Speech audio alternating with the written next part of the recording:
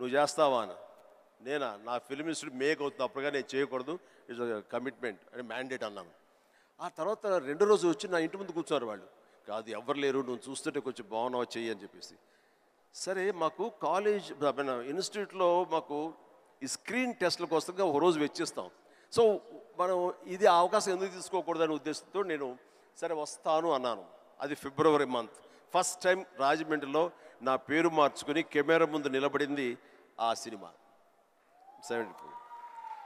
ఆ సినిమా పూర్తి అవ్వలేదు, ఆ షూటింగ్ జరుగుతుండగానే అందులో నా యాక్టింగ్ చూసి కానీ నా ఎంతూజాజం చూసి కానీ అందులో ఉండే అసోసియేటు ప్రాణం ఖరీదు అనే సినిమా కూడా అసోసియేట్ అతను చెప్పాడు క్రాంతి కుమార్కి, సార్ ఇట్లా సినిమా చేస్తున్నాము, చూడండి మన క్యారెక్టర్ అంటే. ఆయన నన్ను పిలిచారు, బ్రహ్మాండంగా ఉంది, ఓకే రఫ్ అండ్ టఫ్గా ఉన్నాడు, మనకు కావాల్సిన క్యారెక్టర్కి పాలేరు క్యారెక్టర్కి బాగానే ఉంటాడు అని చెప్పి ఆ సినిమా షూటింగ్ జరుగుతుండగా బాపు గారు ఈ రాజమండ్రికి స్కౌటింగ్ వచ్చారు మనూరి పాండవుల సినిమాకి. ఆ సినిమా షూటింగ్లో నన్ను చూసి మనం అనుకునే క్యారెక్టర్కి, ఆ రఫ్ క్యారెక్టర్కి ఈ అబ్బాయి బాగుంటాడే అని వాళ్ళు బుక్ చేస్తారు. ఆ సినిమా చూసిన బాలచంద్ర గారు మహానుభావుడు, గొప్ప డైరెక్టర్. ఇట్లాగా సినిమా తర్వాత వచ్చింది. ఇదంతా కూడా దైవ సంకల్పం. I bound to be here with this position. దీన్ని ఎలా నేను నిర్వచించను? ఆల్మైటీ ప్రకృతి అనివ్వండి, భగవంతుడు అనివ్వండి, నా ఆంజనేయ స్వామి అనివ్వండి, ఆ తర్వాత దాన్ని ఆదరించి పెంచి పోషించిన వాళ్ళు మీరంతా. అంటే నేను ఎప్పుడు ఒక 2 విషయాల్లో బ్యాటిల్ జరుగుతుంటుంది చిరు సార్ హెడ్లో. ఒకటి ఏంటంటే డెస్టినీ. కొందరు ఏమంటారంటే రాసి పెట్టింది జరుగుతుంది, నీకు రాసి పెట్టుందిరా అనే ఆలోచన ఒకటి. ఇంకో నాకున్న ఆలోచన ఏంటంటే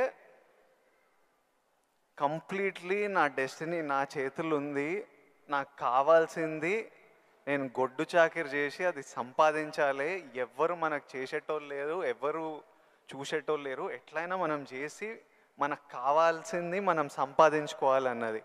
సో ఈ డెస్టినీ అనేది ఉందా లేకపోతే కంప్లీట్లీ మన ఓన్ శ్రమనా, ఇది నాకు ఇప్పటిదాకా ఫుల్ క్లారిటీ అయితే లేదు. దీని మీద మీ థాట్ ఏంటి? డెస్టినీ అనేది ఎక్కడో ఏమి లేదండి. ఆ డెస్టినీ క్రియేట్ చేసేది కూడా మనం క్రియేట్ చేసుకోవాలి. నా పాత్ ఎలా ఉండాలి, దట్ ఈజ్ మై డెస్టినేషన్, నా డెస్టినీ ఇది. దాన్ని అచీవ్ అవ్వాలంటే నేనే చేయాలి, అది రీచ్ అవ్వాలంటే నేనే కష్టపడాలి, అక్కడ రీచ్ అవ్వాలంటే నేనే పరిగెత్తాలి, నేనే నడవాలి, నేనే కష్టపడాలి అని మనం అనుకుంటుండగా మన పాత్ మనమే లేచి చేసుకుంటూ ముందుకు వెళ్ళాలి తప్ప ఎవరు రెడీమేడ్గా ఉండి జన్మల ముందు ఇలా రాసి పెట్టి ఉంటుందంటే ట్రాష్. నేను నమ్మను. మనం సాధించుకోవాలి. మన భవిష్యత్తుకి మనమే ఇంజనీర్స్, మన భవిష్యత్తుకి మనమే నిర్మాతలం. ఎస్, మనమే ఆ డెస్టినేషన్ అన్నది, ఆ డెస్టినీ అనేది మనమే ఏర్పాటు చేసుకోవాలి. మనం ఏర్పాటు చేసుకుంటేనే అక్కడ ఉంది అది. ఇంకోటి, ఇప్పుడు ఈరోజు నేను ఇక్కడ ఉన్నాను, 10 yearsలో నేను ఎక్కడ ఉంటానో నాకు తెలియదు.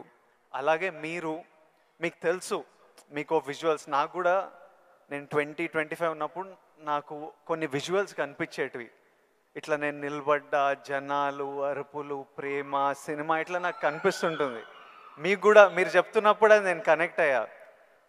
అది ఆ విజువల్స్ కనిపించినా ఈరోజు నేను ఇక్కడ ఉంటా అని నాకు తెలియదు. 10 years తర్వాత ఎగ్జాక్ట్లీ లైఫ్ ఎలా ఉంటుందో మనకు తెలియదు. మీరు ఇంత జర్నీ చూశారు కాబట్టి మీకు ఆ విజువల్స్ కనిపించాయి, ఈరోజు ఇక్కడ ఉన్నారు. కానీ మధ్యలో స్ట్రెస్ తీసుకున్న రోజులు ఉండింటాయి, డౌట్ పడ్డ రోజులు ఉండింటాయి. ఇట్లాంటివి మీకు ఏం జరిగింది, దాన్ని ఎలా డీల్ చేశారు, మాకేమన్నా అడ్వైస్? ఎందుకంటే వీళ్ళందరికీ కూడా 5 yearsలో ఎక్కడుంటారు, 10 yearsలో ఎంత పెద్దగా అవుతారు, ఏం ప్రాబ్లమ్స్ వస్తాయో మనకు ఎవరికి తెలియదు. మన శ్రమ మనం చేయాలి 100%. బట్ ఇమోషనలీ, మెంటలీ, సైకలాజికలీ ఎలా ఉండాలో I think there is no better than this man and his journey. ఎవరి లైఫ్ కేక్ వాక్ కాదండి. అండ్ దేనికి కూడా షార్ట్ కట్స్ లేవండి. చాలా హర్డిల్స్ ఉంటాయి, తర్వాత ఎగుడు దిగుళ్ళు ఉంటాయి, ఎత్తు పల్లాలు ఉంటాయి, జయాపజయాలు ఉంటాయి, ఎగ్జైట్మెంట్లు ఉంటాయి, డిప్రెషన్లు ఉంటాయి. ఇవన్నీ కూడా తట్టుకుని వచ్చిన వాడిని, అవన్నీ నాకు జరిగినాయి. ఒకే ఒక ఎగ్జాంపుల్గా చెప్పాలంటే నా మైండ్ సెట్ ఎలా ఉండిందంటే, ఒక ఉదాహరణకి చెప్పేస్తాను. న్యాయం కావాలనే సినిమా, శారద గారు ఆఫ్టర్ లాంగ్ గ్యాప్ రీఎంట్రీ, ఆవిడ ఒక డిఫెన్స్ లాయర్, నా తరపున కొంగర జగ్గయ్య గారు ఒక డిఫెన్స్ లాయర్, రాధిక ఒక దాంట్లో ఉంది, క్రాంతి కుమార్ గారు పైన క్రేన్లో ఉండి ఆయన కొంచెం ఆపరేట్ చేస్తారు, though is a producer. And 300-400 మంది, ఇప్పుడు ఇక్కడ ఎంతమంది ఉన్నారు ఈ హాల్లో అంతమంది జూనియర్ ఆర్టిస్ట్ తోటి ఉంది. అది లాస్ట్ వర్డిక్ట్ ఆ న్యాయం కావాలి సినిమాకి. సో అందరూ రెడీ ఉన్నారు, నేను బయట ఉన్నాను. అసిస్టెంట్ డైరెక్టర్ వచ్చి పిలిచాడు. పిలిచిన తర్వాత గబగబా వచ్చేస్తే నా బోన్లో నేను నుంచున్నాను. అందరూ ముందు ఆయన, ఏంటంటే మేము కూడా పిలవాలా, వచ్చి కూడా పడి ఉండారా మీరు, ఏంటంట అప్పుడే సూపర్ స్టార్ అనుకుంటున్నారు మీరు, ఏమన్నా ఉండండి, ఇది పెద్ద పెద్ద యాక్టర్లు లేరా, జగ్గయ్య గారు, శారద గారు అనేసరికి ఒక్కసారి గుండె పిండేసెట్ అయింది విజయ్.